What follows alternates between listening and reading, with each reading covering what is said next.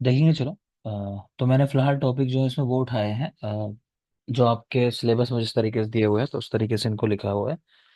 ठीक है ना, तो यहाँ से पढ़ लेते हैं। बाकी जो लोग गाइड सिर्फ पढ़ते हैं तो उनको बाद में भी गाइड से देख लेंगे जो जरूरी लगेगा। लेकिन फिलहाल क्योंकि हरियाणा पीएससी के पॉइंट ऑफ व्यू से देख रहे हैं तो इसलिए वो टॉपिक्स हैं। सीधी बात है, माइक्स ऑफ रखोगे, कंटिन्यू करते हैं क्लास। देखोगे बेटा, काम की चीजों पे फोकस करना मेनली। कहीं कहीं मैकेनिज्म ऑफ एक्शन जरूरी है, कहीं कहीं यहाँ कोई पॉइंट नहीं लिखा होगा। मेरे पास साथ में गाइड भी ओपन है, अगर मुझे लगेगा कि वहां से कोई पॉइंट जरूरी है मैं लिखवा दूंगा। तो लिखना भी बीच बीच में, और यहाँ जो लिखा है वो तो पढ़ना ही है। देखते हैं चलो। तो फर्स्ट पॉइंट आता है एनेस्थेटिक्स, यहाँ से स्टार्टिंग है। देखेंगे, डेफिनेशन कोई खास है नहीं, ठीक है, एक दो को छोड़ के। उनका कहीं कहीं डिवीजन, कहीं कहीं एक दो फंक्शन वो जरूरी है बस। तो देखेंगे, definition of drugs, those causes reversible loss of sensation and consciousness. Obviously बात है, रिवर्सिबल चीजें होती हैं, रिवर्सिबल होंगी तो वो एनेस्थीसिया ना होगी, वो कोई अलग ही चीज हो जाएगी, डेथ दे देगी। ठीक है, कैटेगरीज है इसकी, जनरल एनेस्थीसिया होता है और लोकल एनेस्थीसिया होता है। तो जनरल एनेस्थीसिया, तो ये क्या करते हैं, same induce reversible loss of consciousness, same चीज लोकल एनेस्थीसिया करते हैं, लेकिन वो लोकलाइज्ड एरिया में करते हैं, इतना डिफरेंस है। मैकेनिज्म ऑफ एक्शन क्या है, काम करने का तरीका। तो जनरल एनेस्थेटिक्स, तो ये enhance GABAergic transmission, inhibit NMDA receptors, देख सकते हो, एनहांस गाबा एनर्जिक ट्रांसमिशन। ठीक है, तो मतलब गाबा का फंक्शन जो है फिर ज्यादा होने लगेगा ना। ठीक है, वो उसका इफेक्ट जो होता है वो इनहिबिटरी इफेक्ट होता है, तो उसकी वजह से। ठीक है, चलो आगे देखोगे। Local anaesthetics, block sodium channels preventing action potentials. ठीक है, तो जो भी कोई एक्टिविटी होती है वो इसीलिए होती है कि एक्शन पोटेंशियल जनरेट होते हैं। ठीक है, और वो कैसे होते हैं कि सोडियम आयन जो है वो अंदर जाते हैं सेल के, पोटेशियम आयन बाहर आएंगे मान लो, तो वो सारी प्रोसेस रुक जाती है। तो मेनली आपको याद रखना है कि सोडियम चैनल्स को ब्लॉक करते हैं लोकल एनेस्थेटिक्स, इतना याद रखोगे। नेक्स्ट चलेंगे, साइड इफेक्ट उनमें कुछ खास है नहीं, तो उनको याद भी नहीं रखना है। आगे चलिए, dose and time of action. आपकी बुक में क्या दिया है वहां भी मैं साथ में बता देता हूँ, कुछ जरूरी पॉइंट होगा तो।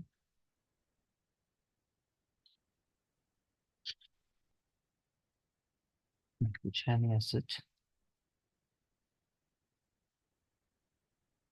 ठीक है, आगे देखिएगा, dose and time of action. यहाँ भी आपसे पूछा नहीं जाता सवाल, तो बस देख लो।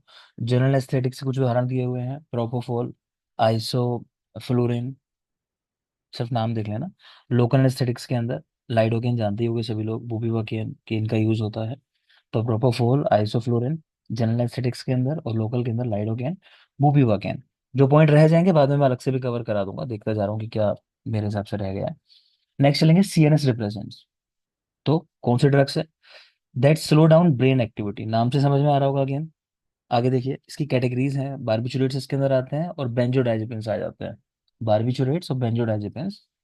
तो बारबिचुरेट्स एंजाइटी को कम करते हैं, है ना, स्लीप डिसऑर्डर्स जो हैं उनमें लाभ पहुंचाते हैं।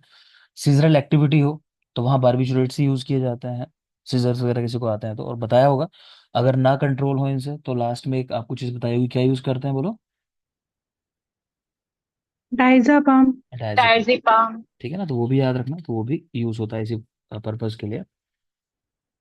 बेटा ऊपर जनरल एनेस्थेटिक्स पढ़ा रहा था ना, उसमें एक दो पॉइंट लिख लोगे आप। उसमें एक तो लिखो गैस कॉमनली कौन सी यूज होती है, तो N2O।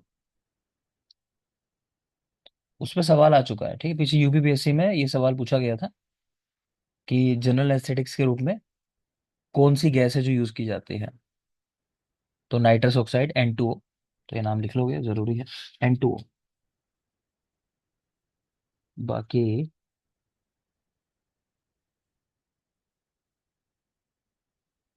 और कुछ नहीं है। ठीक है, आगे चलें।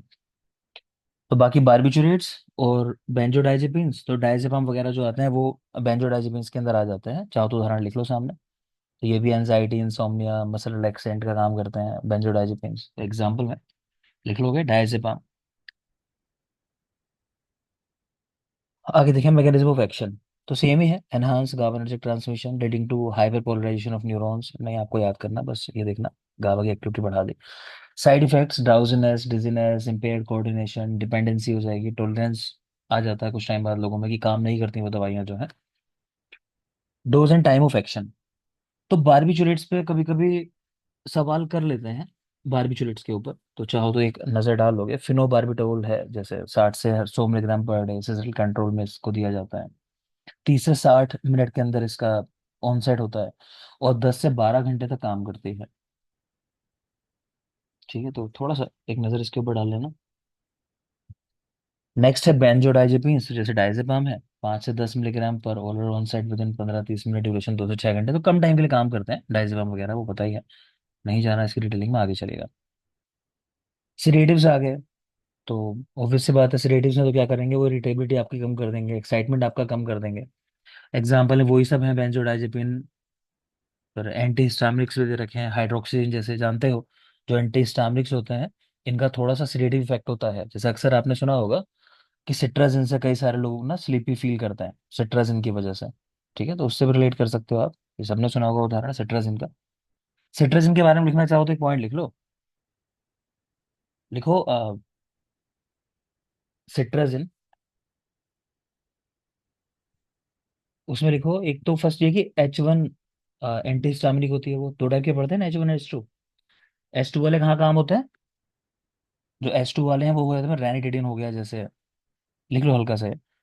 H2 ब्लॉकर जो है वो जैसे रैनिटिडिन हो गया, सिमेटिडिन हो गया। ठीक है, जो लगभग हम कहते हैं कि 70% के अराउंड एसिड ब्लॉक कर देते हैं लगभग ये। तो ये वाले जो यूज होते हैं H2 ब्लॉकर्स, वो यूज होते हैं मेनली गैस्ट्रिक एसिड को कम करने के लिए, मेनली वहां पे। और जो H1 एंटीहिस्टामिनिक्स होते हैं, उसका उदाहरण मैंने आपको बताया, जैसे सिट्राजिन हो गई, यहाँ पे देख पा रहे हो हाइड्रोक्सीजन है जैसे। तो इनका भी थोड़ा सा सिडेटिव इफेक्ट होता है, इनमें भी थोड़ा सा सिडेटिव इफेक्ट होता है। तो एक तो ये ध्यान रखना है। दूसरा एक सवाल पूछा जाता है कि किस ड्रग का आफ्टर इफेक्ट देखने को मिल जाता है, कि आपने या ये कह लो कौन सी ड्रग है जो स्किन के अंदर ना बनी रहती है, छोड़ने के बाद भी कुछ टाइम तक उसका कंसंट्रेशन बना रहता है। तो सिट्राजिन के ऊपर ये सवाल आता है, सिट्राजिन। तो इसका आफ्टर इफेक्ट देखने को मिलता है कि आपने यूज करना छोड़ दिया, लंबे समय तक यूज किया, फिर यूज करना छोड़ दिया, तो आप देखोगे कुछ टाइम बाद तक भी, क्योंकि ये स्किन में जाके कंसंट्रेशन बन जाता है इसका, और कुछ टाइम बाद तक भी ये रिलीज होती रहती है, इसका इफेक्ट आता रहता है। तो ये ध्यान रखना, सिट्राजिन के साथ जुड़ा हुआ पॉइंट है। आगे चलता है। तो सेडेटिव्स में देख रहे हो, उदाहरण आपने देख लिया, बेंजोडाइजेपिन्स हो गए, एंटीहिस्टामिनिक्स हो गए। मैकेनिज्म ऑफ एक्शन, एनहांस, वही गाबार्टनर्जिक ट्रांसमिशन ही, ये तो स्पेशली याद ही रखना है, ये बढ़ जाता है। ब्लॉक हिस्टामिन रिसेप्टर्स, ये वाले जो है antihistaminics. Side effect sedation dizziness सब कुछ होगा, डिपेंडेंसी इन पे भी हो जाती है कई बार। Dose and time of action नहीं जरूरी है, रहने दो आप, आगे चलिए। नेक्स्ट है हिप्नोटिक्स। सब में वही चलेंगे इधर, हिप्नोटिक्स वगैरह सब एक ही उदाहरण है। Drugs dose induce and maintain slip, उदाहरण इसके वही बेंजोडाइजेपिन्स हो गए। नॉन बेंजोडाइजेपिन्स हो गए, जैसे उसमें नए नाम है कुछ देख पा रहे हो, जोलपेडेम।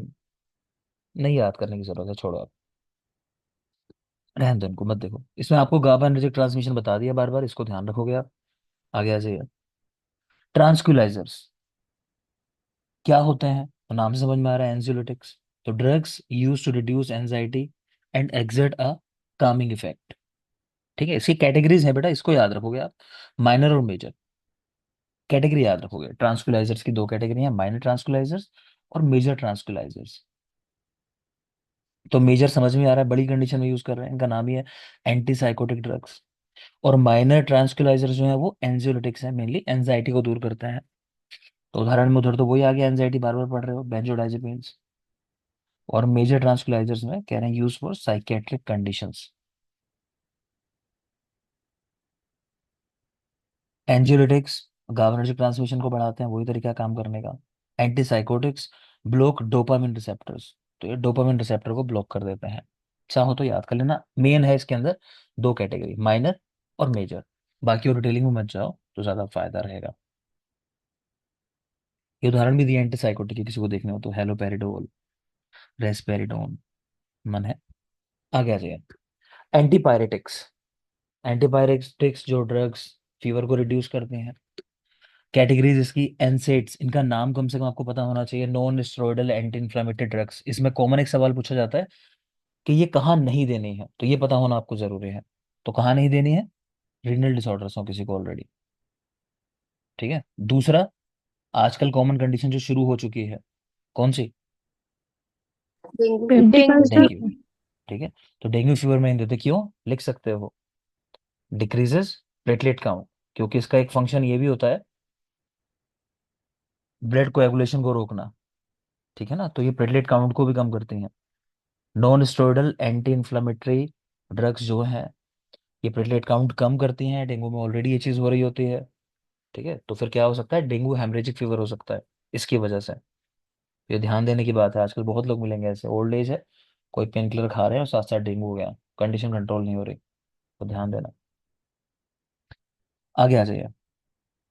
पैरासीटामोल एसिटामिनोफेन के नाम से भी जानी जाती है, तो सेफेस्ट ड्रग होती है देखा जाए तो, याद रखना। पैरासीटामोल पे अलग क्वेश्चन आते हैं, एक तो लिख लो, इसका जो टॉक्सिक इफेक्ट है बॉडी में वो कहाँ दिखाई देता है मेनली, लिखेंगे लीवर। लीवर में फैट। करेक्ट बेटा, है ना, तो लीवर। और दूसरा, इसका एंटीडोट क्या है उस पर भी सवाल आता है, तो वो भी नाम लिख लेंगे, एन एसिटिल सिस्टीन। लिख दिया मैंने स्क्रीन पे, किसी को समस्या आ रही होगी। एन एसिटाइल सिस्टीन ये। ठीक है ना, तो पीसीएम का साइड इफेक्ट कहाँ दिखाई देता है, लीवर के ऊपर, उसका एंटीडोट क्या है, एन एसिटाइल सिस्टीन, तो वो आप याद रखोगे। नेक्स्ट देखिए। अच्छा, आपसे अगर जनरल सवाल कभी कर ले कि मेनली जो ड्रग्स हैं वो कहाँ मेटाबोलाइज होती हैं बॉडी के अंदर, मेनली तो वो लीवर के अंदर ही होती हैं। ठीक है ना, तो अगर लीवर डिसऑर्डर है तो वहां तो बहुत सावधानी रखनी है कि कोई भी ड्रग जनरली अवॉइड करते हैं फिर, कि ओरली नहीं देनी है उसको, आईवी रूट के थ्रू देना है, वो ज्यादा फिर बेहतर ऑप्शन होता है अगर लीवर डिसऑर्डर है किसी को। कौन सी ड्रग्स स्पेशली आपको पढ़ाई हैं जिसमें लगभग सारी ड्रग्स जो होती हैं वो हिपैटोटॉक्सिक होती हैं, उसके लिए जितनी भी ड्रग्स हैं उस डिजीज के लिए लगभग। टीबी की सर सर ट्यूबरकुलोसिस पायरिडमाइड। सर ठीक है, तो पायरिडमाइड। ठीक है, ट्यूबरकुलोसिस की सारी ड्रग्स जो होती हैं वो हिपैटोटॉक्सिक होती हैं, स्पेशली पायरेजिनामाइड जो बता रहे हैं लास्ट वाला उदाहरण, वो सबसे ज्यादा हिपैटोटॉक्सिक है, तो याद रखना टीबी की सारी ड्रग्स हिपैटोटॉक्सिक होते हैं। नेक्स्ट आ जाइए। साइड इफेक्ट वही लिखे हुए हैं, एनसेड से गैस्ट्रोइंटेस्टाइनल इरिटेशन हो सकता है, तो किसी को गैस्ट्रिक अल्सर हो, मैंने कहा ना, हीलिंग को रोक देती हैं, प्लेटलेट्स थक्का ही नहीं जमेगा, है ना, तो पहले से ही कुछ प्रॉब्लम है जीआईटी में तो वहां नहीं देनी है। अल्सर्स है किसी को, उस तरह की हिस्ट्री मिल रही है, रिनल इम्पेयरमेंट है, तो बाकी इंक्रीज रिस्क ऑफ ब्लीडिंग है इनकी वजह से। पीसीएम हिपैटोटॉक्सिक होती है, अगर हाई डोजेस में यूज करते हैं तो इसकी 17-18 की टैबलेट तक की जो है वो देखा गया डोज जो है टॉलरेबल है, उसके साइड इफेक्ट नहीं आते।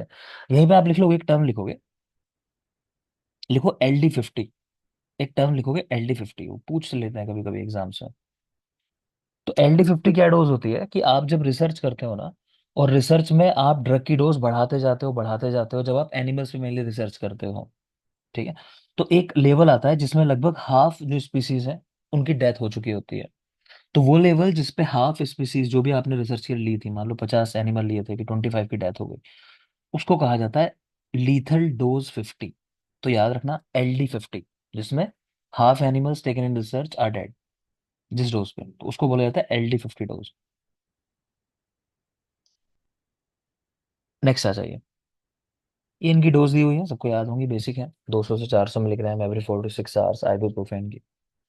30 से 60 मिनट के अंदर आपको एक्शन ड्रग का दिखने लगेगा। और आप जानते हो जनरली पीसीएम के लिए भी जैसे कहा जाता है कि कैसे लेनी चाहिए, क्यूआईडी लेनी चाहिए, या तो वैसे एसओएस है मेनली तो, ठीक है ना, लेकिन इन जनरल अगर हम बात करते हैं फीवर लगातार किसी को आ रहा है तो क्यूआईडी लेने को बोलते हैं दिन में 4 बार, क्योंकि 6 घंटे इनका जो इफेक्ट है बॉडी में रहता है, जो कंसंट्रेशन चाहिए।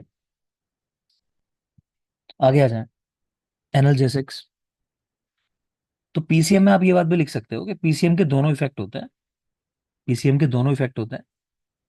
ऊपर आप देख रहे थे कि फीवर में कौन सी यूज होती है, एंटीपायरेटिक्स, और ये जो दूसरा इफेक्ट है एनाल्जेसिक, तो इसमें भी यूज होती है थोड़ा हाई डोज में अगर यूज करते हैं, तो मेनली 650 mg वाली डोज जो आप यूज करते हो पीसीएम की डोलो, तो वो मेनली इस इफेक्ट के लिए दी जाती है। और जो 500 mg वाली डोज हम जनरली यूज करते हैं वो फीवर के लिए दी जाती है, कंट्रोल करने के लिए, तो ये भी एक बात है पीसीएम के बारे में। खैर, तो एनाल्जेसिक्स कौन सी होती हैं, drugs those which relieve pain, इसकी कैटेगरी है नॉन ओपियोइड एनाल्जेसिक और ओपियोइड एनाल्जेसिक। तो जो ओपियम से बनी है वो ओपियोइड है, तो देख पा रहे हो मॉर्फिन हो गया, जैसे मॉर्फिन देखो कौन उदाहरण वही है। और नॉन ओपियोइड के अंदर आपका एनसेड्स आ जाती हैं, पीसीएम आ जाती है। तो नई जो कैटेगरी यहाँ ऐड हुई वो ये है मॉर्फिन वाली, तो इसको याद रखो, ये मॉर्फिन कैसा है, ओपियोइड एनाल्जेसिक है। और समझ में आ रहा होगा कि मॉर्फिन दे रहे हो तो इस पर डिपेंडेंसी बहुत ज्यादा हो जाती है, मॉर्फिन पे डिपेंडेंसी है, कि व्यक्ति लेने लगा तो उसको फिर इसी से आराम लगेगा, यही चाहिए उसको। खैर, कुछ एडजुवेंट एनाल्जेसिक्स होते हैं। एडजुवेंट शब्द का मतलब आपके लिए जरूरी है। एडजुवेंट वो समझ लो चीजें जो साथ में ऐड कर दी जाती हैं।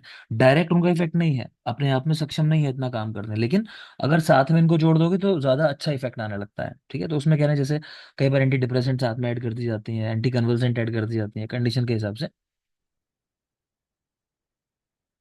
नॉन ओपियोइड्स कैसे काम करता है, तो ये आपको याद रखना है। कॉक्स इनहिबिटर्स होती हैं ड्रग्स, कॉक्स इनहिबिटर्स। नाम याद रखना है, ड्रिलिंग में नहीं जाएंगे, ठीक? क्योंकि आप समझ रहे हो कि फार्मा का है, मुझे भी बहुत ज्यादा टर्म्स अभी याद रही नहीं होंगे ना, बहुत समय के बाद हम फार्मा पढ़ रहे हैं इस तरह। तो कोक्स इनहिबिटर्स, बस कोक्स का नाम याद रखोगे, फुल फॉर्म जानना चाहो तो बता देना, रुको 1 मिनट। कोक्स का फुल फॉर्म है बेटा साइक्लो ऑक्सीजनेज इनहिबिटर्स। बस साइक्लो ऑक्सीजनेज नाम है इसका, साइक्लो ऑक्सीजनेज, किसी को मन हो जानने का। ठीक है ना? तो ये इस पे काम करती है, इसको इनहिबिट कर देती हैं।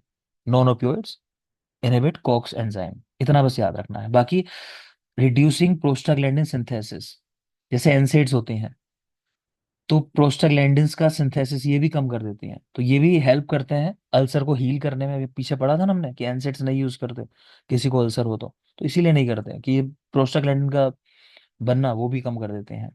ठीक है, और देखो ओपियोइड्स कोई जरूरी नहीं, छोड़ो इसको, नहीं जाना डिटेलिंग में, आगे चलते हैं। साइड इफेक्ट देख लो, वो जरूरी है इनके। तो NSAIDs gastrointestinal irritation, renal impairment, opioids respiratory depression, ये बहुत जरूरी है बेटा, इसको बिल्कुल याद रखना। रेस्पिरेटरी डिप्रेशन ओपियोइड्स की वजह से।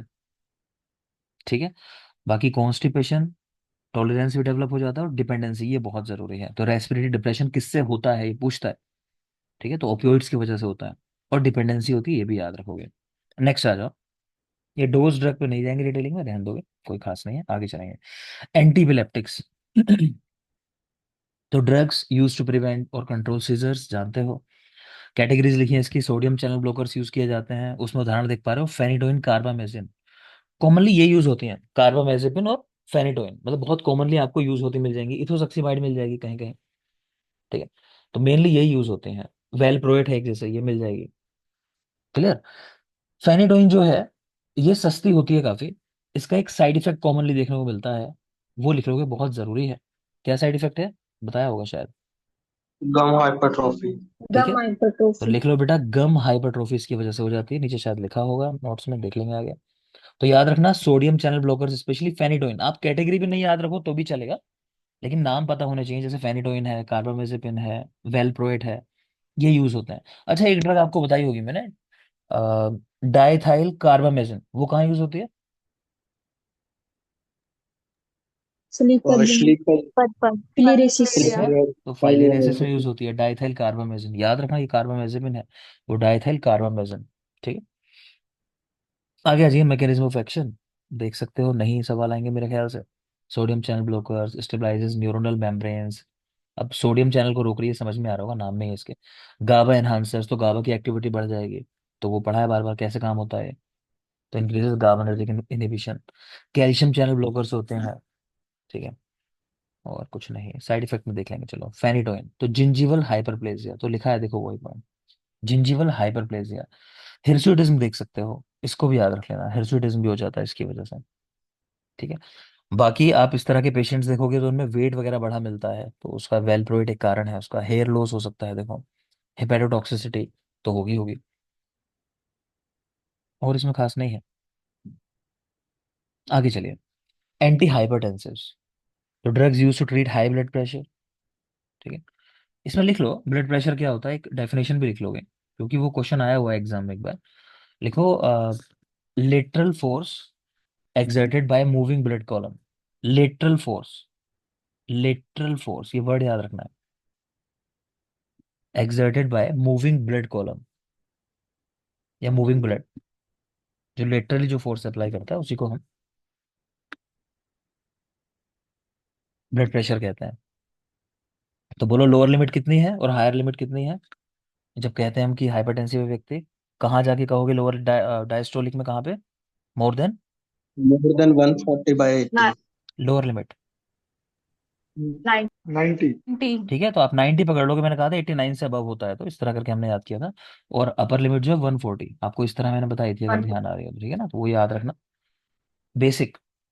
ये अमेरिकन एसोसिएशन ऑफ हाइपरटेंशन जो है उनकी लिमिट्स हैं, तो इसको थोड़ा सा माइंड में रखना, बाकी वो इतना खास नहीं है। तो देख लेते हैं, चलो कैटेगरीज इसकी कैटेगरीज का नाम बेटा याद होना चाहिए आपको।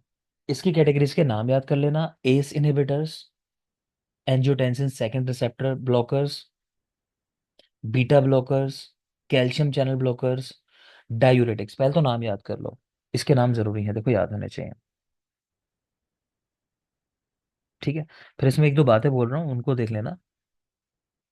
इसमें एंटी एंजाइनल ने लिखे ना, आगे लिखी है, ठीक है। तो anti hypertensives: ACE inhibitors, angiotensin second receptor blockers, beta blockers, calcium channel blockers और डायूरेटिक्स। तो एक तो बीटा ब्लॉकर बेटा, इस पे सवाल आ जाता है, बीटा ब्लॉकर पे। तो इसके सामने लिख लो किसको नहीं देनी चाहिए, या कह लो किसको देनी चाहिए। तो मेनली बीटा ब्लॉकर जो है वो यंग एज पेशेंट को देते हैं, यंग एज का पेशेंट हो हाइपरटेंशन का, उनमें दिया जाता है। ओल्ड एज में जनरली अवॉइड करते हैं, ओल्ड एज में इसको अवॉइड करना, ये चीज याद रखो। बाकी तो कुछ नहीं, नाम उदाहरण एक एक देख लेना एटलीस्ट, कैटेगरी समझ में आ जाती है। एक उदाहरण अगर आपको याद है तो कैटेगरी समझ में आ जाती है। ऐसे सवाल आ जाते हैं कि मेटोप्रोलोल किसका उदाहरण है, तो बीटा ब्लॉकर का। ऐसी एम्लोडिपिन कि मान लो ये किसका उदाहरण है, तो कैल्शियम चैनल ब्लॉकर का। इस कैटेगरी में एम्लोडिपिन, फेलोडिपिन, निफेडिपिन, यही पूरी कैटेगरी है। एक और इसमें ड्रग आती है निफेडिपिन, लिख लो उसको हल्का सा। देखो सामने निफेडिपिन उदाहरण, इसको भी ऐड कर लो, निफेडिपिन। ठीक है, और उसके सामने लिख लोगे drug of choice in, drug of choice in Reynolds phenomena, REYNA। Spelling check कर लेना, कोई दिक्कत नहीं है, रेनॉल्ड्स फिनोमेना। तो रेनॉल्ड्स फिनोमेना क्या होता है कि डिस्टल बॉडी पार्ट जो हमारे, जैसे हमारी फिंगर्स हैं, टिप ऑफ फिंगर, ठीक है, तो वहां तक ब्लड सप्लाई नहीं पहुंचती प्रॉपर, तो वहां पे ब्लूइश डिस्कलरेशन हो जाता है। ठीक है ना, तो उस कंडीशन में यूज करते हैं इसको। ये कंडीशन सर्दियों के दिनों में जब नेचुरली वेजो कंस्ट्रक्शन हो जाता है, तो तब ज्यादा प्रिवेलेंट होती है। ठीक है ना, तो रेनॉल्ड्स फिनोमेना में निफेडिपिन हम यूज करते हैं, वो क्या है, कैल्शियम चैनल ब्लॉकर है, उसको भी याद रखोगे। फिर लिख रहे हैं डायूरेटिक्स। डायूरेटिक्स में भी लिखना चाहो तो चलो लिख लो एक दो पॉइंट डायूरेटिक्स में। लिखो, इन्होंने कैटेगरी नहीं बनाई ना, इसके सामने लिख लोगे, यहीं पे कैटेगरी बना लो आप इसकी, डायूरेटिक्स की। फर्स्ट लिखो हाई एफिकेसी, हाई एफिकेसी।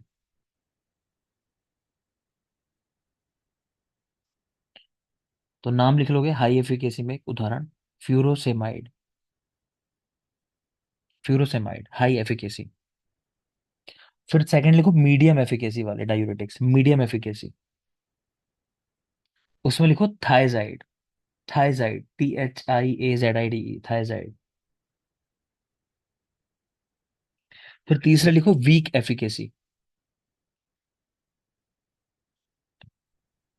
अब उसमें तीन चार कैटेगरी हैं, लिखना चाहो तो लिखो, CAI, CAI यानी carbonic anhydrase inhibitor, carbonic anhydrase inhibitor. दूसरा लिखो जेंथीन, उसी के उदाहरण है जेंथीन।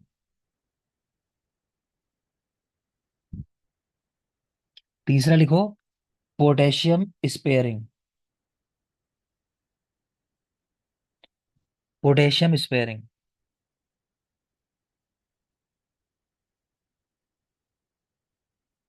और फोर्थ लिखो ओस्मोटिक, ओस्मोटिक ये उदाहरण पूछता है, बहुत जरूरी है ओस्मोटिक का।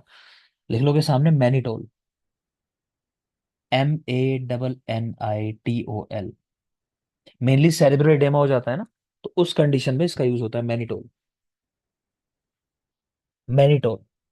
मैं फिर एक बार बोल रहा हूँ, बहुत खास नहीं है ये, मैंने बस आपको लिखवा दिया। ठीक है, डायूरेटिक्स में आपको एक तो बताया हाई सीलिंग, वो आपको याद रखना है, हाई एफिकेसी बोलते हैं उनको, हाई एफिकेसी डायूरेटिक्स।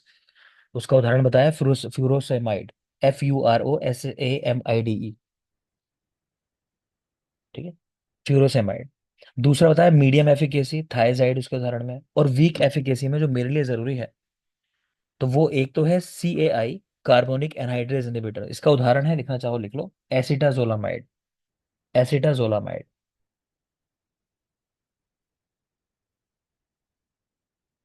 ठीक है। और दूसरा मैंने आपको बताया ऑस्मोटिक के अंदर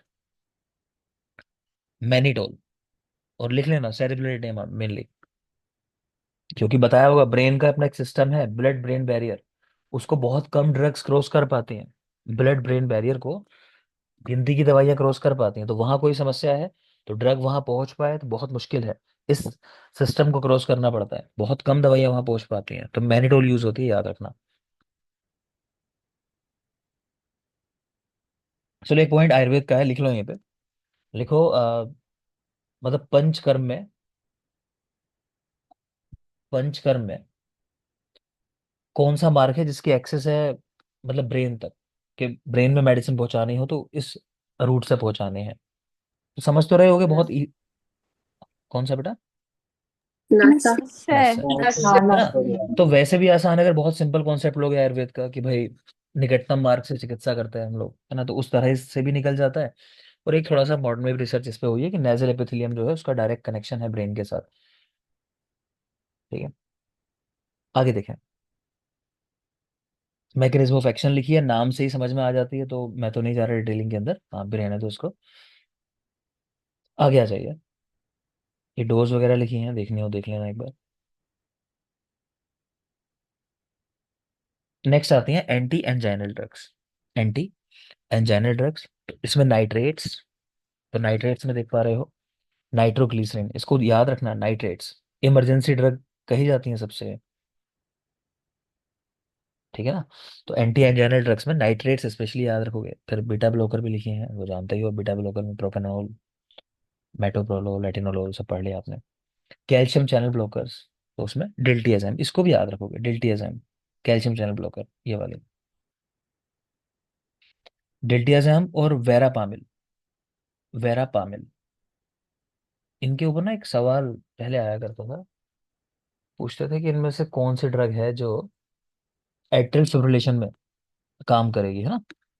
तो लिख लो डिल्टियाज़ैम वेरापामिल इन एट्रियल फिब्रिलेशन, ये भी याद रख लेना। बाकी नाइट्रेट्स मैंने कहा कि इमरजेंसी ड्रग्स हैं, इस तरह करके जरूर याद रखना, emergency drugs. Nitrates they dilate coronary arteries and reduce preload, तो समझ रहे हो क्यों इमरजेंसी ड्रग्स हैं, कि मेन फंक्शन कर दिया, कोरोनरी आर्टरी में ब्लॉकेज हुआ है जिसकी वजह से एंजाइना शुरू हुआ है, तो ये बिल्कुल इमरजेंसी की ड्रग है। फिर beta blockers they reduce heart rate and myocardial oxygen demand. Calcium channel blockers they dilate coronary arteries again and reduce after load, ये आफ्टर लोड को कम करती हैं, ये खास बात है। और नाइट्रेट जो है वो प्री लोड को कम करते हैं। आफ्टर लोड क्या होता है? जब वेंट्रिकल जो है ना, लेफ्ट वेंट्रिकल, उसमें जब कॉन्ट्रैक्शन शुरू होता है तो उसके बाद जो मूविंग ब्लड कॉलम है उसके अगेंस्ट उसको काम करना पड़ता है, तो वो चीज़ होती है आफ्टर लोड। और प्री लोड में जो ब्लड पहले से है तो ऑब्वियस सी बात है वो तो कम ही होता है, जो हार्ट में इकट्ठा है ब्लड, मतलब एक तरीके से वो पूरा प्री लोड है। और आफ्टर लोड है जो फिर पूरा ब्लड कॉलम है जिसको हटा के नया ब्लड आगे भेजना है। ठीक है ना? तो याद रखना नाइट्रेट्स जो है वो प्रीलोड पे काम करते हैं, और सीसीबी कैल्शियम चैनल ब्लॉकर्स ये आफ्टर लोड पे काम करते हैं। आगे देखिए, ये डोज लिखी है नाइट्रोग्लिसरिन की, देख पा रहे हो बहुत कम डोज होती है। सबलिंगुअली, ये भी पूछ लेते हैं नाइट्रोग्लिसरिन किस वे में यूज हो सकती है, तो सबलिंगुअली भी यूज कर सकते हैं इसको, तो सबलिंगुअली दे सकते हैं, आईएम भी दे सकते हैं इसको, तो इसके कई सारे रूट हैं, तो याद रखना 0.3 to 0.6 मिलीग्राम सबलिंगुअली। आगे आ जाइए। ये देख पा रहे हो टाइम ऑफ एक्शन नाइट्रोग्लिसरीन का कितनी जल्दी काम करने लगती है, 1 से 3 मिनट के अंदर। नेक्स्ट आती है एंटीप्लेटलेट। बेटा मैं एक बार फिर कह रहा हूँ, कई लोग इसे देख के परेशान हो जाएंगे, कभी अगर आपने फार्मा नहीं पढ़ा है तो इस तरह की चीजें हल्का सा परेशान करती हैं, तो इसको देख के परेशान मत होना। मैं जिन चीजों पे जो आपको लगता है ना कि अरे सर को भी याद है, जैसे मुझे सब कुछ नहीं याद है, मैं यहाँ पढ़कर बोल रहा हूँ आपके सामने, ठीक है, तो कई बच्चे डिप्रेशन में चले जाते हैं कि सर हमें याद नहीं हो रहा, बाद में फोन आता है क्लास के बाद कि ये तो बड़ा टफ है। तो सब कुछ नहीं याद करना, मुझे भी सब कुछ नहीं याद है, सामने लिखा है तो मैं बोल रहा हूँ, ठीक है। कुछ चीजें हैं जो मैं आपको अलग से लिखवा रहा हूँ जैसे, तो वो चीज जरूरी है, या फिर यहीं पे मैं बता रहा हूँ आपको, देखो कि ये लिखा हुआ है, तो जिनको मैं इस तरह कह रहा हूँ वो जरूरी है। बाकी अगर आ जाएगा बहुत डिटेलिंग में तो मॉडर्न में नहीं आप कर पाओ उतना अच्छा, तो कोई परेशान होने की बात नहीं है, आयुर्वेद वाला पार्ट अच्छे से पकड़ के रखना, उसमें अच्छा करके आना है। इसमें तो बस मेन मेन चीजें पकड़ के रखनी है। ज्यादातर नाम से समझ में आ जाएगी। एंटी प्लेटलेट है, देखो again, drugs those prevent platelet aggregation, ठीक है ना। इसकी कैटेगरी लिख दी है, एस्पिरिन अलग ही रख देते हैं बिल्कुल। तो एस्पिरिन, इट इनहिबिट्स साइक्लोऑक्सीजनेज 1, ऑक्स 1। फिर P2Y12 इनहिबिटर्स है, उसमें क्लोपिडोग्रिल नाम सुना होगा आपने इसका, ठीक है। तो ये देख लेना, दो कैटेगरी हैं। एटलीस्ट ये पता होना चाहिए कि हाँ ये ड्रग्स हैं जो प्लेटलेट एग्रीगेशन को रोकती हैं, एस्पिरिन और क्लोपिडोग्रिल, इतना तो कम से कम पता होना चाहिए। आगे देखें, ये साइड इफेक्ट है, ब्लीडिंग, जीआईटी अपसेट, ब्रूजिंग होना। टाइम ऑफ एक्शन देख रहे हो, एस्पिरिन तुरंत काम कर देती है, इसलिए इतना हिट है। क्लोपिडोग्रिल का एक्शन जो है देर में शुरू होता है, 2 घंटे लग जाते हैं लगभग। आगे चले, लिपिड लोअरिंग ड्रग्स, हाइपोलिपिडेमिक, इसको देख लेते हैं। तो drugs used to lower lipid levels in the blood, categories है इसकी। स्टैटिन्स बहुत कॉमनली आजकल यूज होते हैं। तो एटोर्वास्टैटिन सबने देखा होगा, ठीक है, जिसका जैसे लिपिड प्रोफाइल गड़बड़ आता है तो डॉक्टर तुरंत लगा देता है। फाइब्रेट्स, तो फिनोफाइब्रेट इस उदाहरण है। नियासिन, विटामिन B3 ये देना है। बाइल एसिड सिक्वेस्ट्रेंट्स, तो कोलिस्टायरामिन, ये भी नाम देख सकते हो आप। तो बाइल जो एसिड होता है उसमें लिपिड्स काफी ज्यादा मात्रा में होते हैं, तो उसको भी क्लियर करने वाले ड्रग्स हैं, तो उनका नाम भी लिखा हुआ है। मैकेनिज्म ऑफ एक्शन देख लो चलो इसमें हल्का सा। Statins they inhibit HMG CoA reductase. Fibrates they activate PPAR alpha, increasing lipoprotein lipase activity. Main बात यह है कि लाइपोप्रोटीन लाइपेज एक्टिविटी बढ़ जाती है फाइब्रेट्स की वजह से, ठीक है। तो लाइपेज है तो उसको ब्रेक डाउन करने करेगा। नियासिन, तो ये वेरी लो डेंसिटी लाइपोप्रोटीन्स जो होते हैं जिनको हम बैड वाला कंसिडर करते हैं, तो कह रहे हैं उसके बनने को ही कम कर देता है नियासिन जो होता है, तो इस तरह काम करता है। और बाइल एसिड सिक्वेस्ट्रेंट्स हैं ये, दे bind bile acid in intestine. होता क्या है कि बाइल एसिड दोबारा से रीअब्जॉर्ब हो जाता है। आप अगर कभी विरेचन के बारे में अच्छे से पढ़ा होगा मॉडर्न में, तो वहां देखोगे तो क्या होता है विरेचन के अंदर, तो आपको तो पता चलेगा कि मैक्सिमम जो बाइल है ना वो रीअब्जॉर्ब हो जाता है, ठीक है ना। तो ये क्या करते हैं, उसको इंटेस्टाइन में बाइंड कर देंगे कि दोबारा से रीअब्जॉर्प्शन ना हो उसका, तो वो बॉडी से आउट हो जाएगा फिर। तो मेनली आपको याद क्या रखना है बेटा, एक तो नियासिन देख लेना, एक नया सा फंक्शन कि जनरल नहीं पढ़ते इस तरह की बातें, कि VLDL सिंथेसिस को कम कर दिया नियासिन ने, ठीक है। Fibrates, they increase lipoprotein lipase activity. Statins भी देख सकते हो, HMG कोएंजाइम रिडक्टेज, उसका इनहिबिशन कर देते हैं स्टैटिन्स, इस तरह काम करते हैं। खैर आगे आ जाएंगे। एटोर्वास्टैटिन की डोज देख सकते हो, 10 से 80 मिलीग्राम पर डे। नेक्स्ट आ जाओ, हेमोपोएटिक ड्रग्स। तो drugs those stimulate the production of blood cells, ठीक है। तो कैटेगरीज लिखी है इसकी, एरिथ्रोपोइसिस स्टिमुलेटिंग एजेंट्स और कॉलोनी स्टिमुलेटिंग फैक्टर्स। नहीं आपको डिटेलिंग में जाना, बस नाम देख लो इनके। ये जो पॉइंट लिखा है एरिथ्रोपोइसिस स्टिमुलेटिंग एजेंट्स, इसके ऊपर एक सवाल आता है कि इनमें से किस ऑर्गन के डैमेज होने से या सही से फंक्शन ना करने से ब्लड कम हो जाता है बॉडी के अंदर, मतलब एनीमिक मिल सकता है पेशेंट। तो ऑर्गन्स के जैसे नाम दे देते हैं, तो उनमें ऑर्गन जो हमारे लिए काम का है वो कौन सा है, किडनी। किस लिए क्या निकलता है किडनी से ऐसा, Renin. Erythropoietin. एरिथ्रोपोइटिन, ठीक है ना, इसी के नाम पे बता रहा हूँ मैं, एरिथ्रोपोइटिन लिख सकते हो, किडनी प्रोड्यूसेस एरिथ्रोपोइटिन, ठीक है। हमारी किडनी बनाती है एरिथ्रोपोइटिन जो RBC को मतलब प्रोड्यूस करने में हेल्प करता है। तो उसका कभी डैमेज होता है अगर किडनी का, तो फिर वो ठीक से काम नहीं कर रही, किडनी फेलियर जैसे आप पढ़ते हो, तो उस कंडीशन में ये चीज़ हो सकती है। बाकी यहाँ दो कैटेगरीज हैं, नाम पढ़ लेना। तो erythropoiesis stimulating agents, colony stimulating factors, तो इसमें फिग्रेस्टिन करके, मैं तो कभी नाम भी नहीं पढ़ा इसका, पोइटिन ऊपर, ठीक है। मैकेनिज्म ऑफ एक्शन देख लो, तो ये says they stimulate erythropoiesis in the bone marrow. CSF, colony stimulating factors, they stimulate the production of neutrophils। अच्छा, ठीक है।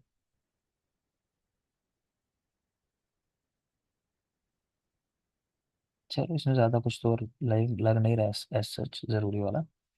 नेक्स्ट आ जाओ, कोएगुलेंट्स। तो drugs those promote blood clotting known as coagulants. इसकी categories, vitamin K जानते ही हो। इस पे सवाल इस तरह कहा जाता है कि बच्चे के होने के बाद हॉस्पिटल में आपसे बात हुई होगी कि सबसे पहले एक तो वैक्सीनेशन देना है। वैक्सीनेशन कौन सा है, बीसीजी और विटामिन के देते हैं। बीसीजी, ठीक है। और दूसरा विटामिन में विटामिन के दिया जाता है, खासकर किन बेबीज को देते हैं विटामिन के? सर लो मीजल्स बर्थ वेट वाले। में देते हैं sir. Low birth weight baby जो होते हैं, ठीक है, उनको भी खासकर ध्यान देना है। बाकी आपको लगे कोई ब्रीडिंग टेंडेंसी है, इस तरह की चीज लगे, तो उनको तो देना ही देना है। तो विटामिन के स्पेशली याद रखना। बीसीजी कौन बताएगा फुल फॉर्म बीसीजी की? सर आरएच इनकम्पेटेबिलिटी में भी सर देंगे ना? बैसिलस हाँ, Calmette bachelors Guerin. Cabinet. Bacillus Calmette variant. और जो कोई बोल रहे हैं आरएच इनकम्पैटिबिलिटी, हाँ, तो वहां भी दे सकते हैं, सही बात है। तो जो भी ऐसी कंडीशन हो जहाँ ज्यादा डैमेज होने की संभावना ब्लड सेल्स की, तो वहां दिया जाता है। तो विटामिन के स्पेशली याद रखना कोएगुलेंट्स के अंदर। आप बाकी इतना कोई खास आपके लिए नहीं है बाकी कुछ।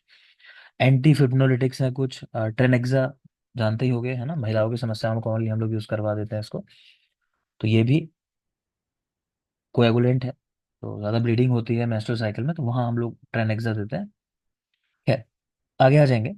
मैकेनिज्म ऑफ एक्शन, तो विटामिन के तो सिंथेसिस कराता है क्लोटिंग फैक्टर्स की, बस इतना याद कर लो। और anti fibrinolytics, they inhibit breakdown of fibrin clots. Inhibit करते हैं, रोकते हैं फिब्रिन क्लोट्स को, मतलब टूटने से। साइड इफेक्ट थ्रोम्बोसिस हो सकता है, कोई एलर्जिक रिएक्शन हो सकती है इन दवाइयों की वजह से भी। डोज आप देख लेना। विटामिन के लिए 2.5 से 25 mg ओरली और इंट्रावेनसली। और ट्रेनेक्सा 1 से 1.5 ग्राम 2 से 4 टाइम दिन में तो दिया जाता है। ठीक है, आगे आ जाएंगे। ब्रोंकोडायलेटर्स, ये हमारे लिए जरूरी है, ब्रोंकोडायलेटर्स। तो ब्रोंकोडायलेटर्स कहाँ देने हैं अगेन? मेनली जैसे ब्रोंकियल अस्थमा जैसी कंडीशन है तो वहां पे यूज होते हैं, तो देख लोगे आप। Drugs those dilate the bronchi and bronchioles, decreasing resistance in respiratory airway and increasing air flow to the lungs. समझ आ रहा होगा, इसमें कुछ रटने की बात है नहीं। यहाँ देखो मेनली इसकी कैटेगरीज। तो beta two agonist, anti cholinergics. एक काम करो, ब्रेक का टाइम हुआ, सेशन खत्म हो रहा है, 10 मिनट्स वापस आओ, फिर कंटिन्यू करते हैं ब्रोंको डायलेटर्स से, ठीक है? 10 मिनट्स, थैंक यू।